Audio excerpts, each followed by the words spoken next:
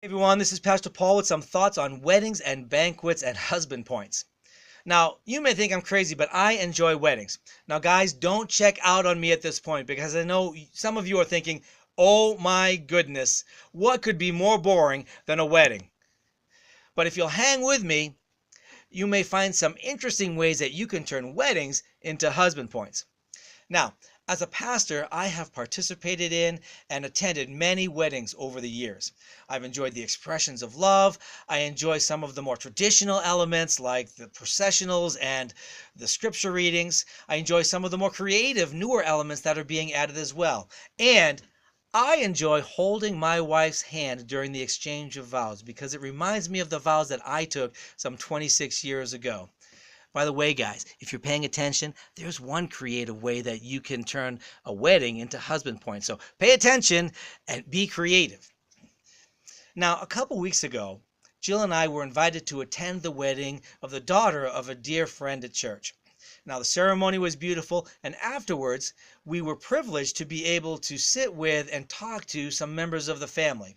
And boy, could they talk. Let me tell you, when you sit with your friends' aunts and uncles and cousins for a couple hours at a wedding banquet, you learn some things that you never knew before. Like, for example, I learned that my friend to this day maintains a rock collection that he began when he was just a kid at his uncle's farm. And I learned all sorts of other anecdotes as well, none of which will be shared here. They were all good, by the way. But as I listened to the conversation, I observed some other things as well. Things like love and laughter and joy and acceptance and thankfulness and faith.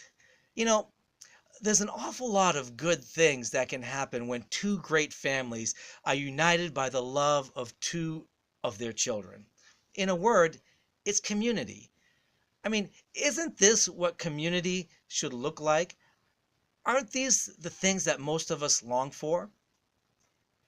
We want a place that we can feel accepted. We want to love and to be loved. And who couldn't use a little bit more laughter in our lives, right?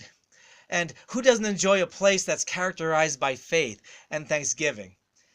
And as I observed that, I thought, the Bible tells of a day when all of the redeemed will be gathered together in God's kingdom. And Jesus described it as a great wedding banquet. You can find that story in the Gospel of Luke, chapter 14. And it occurred to me that God could have chosen to gather his people in any venue.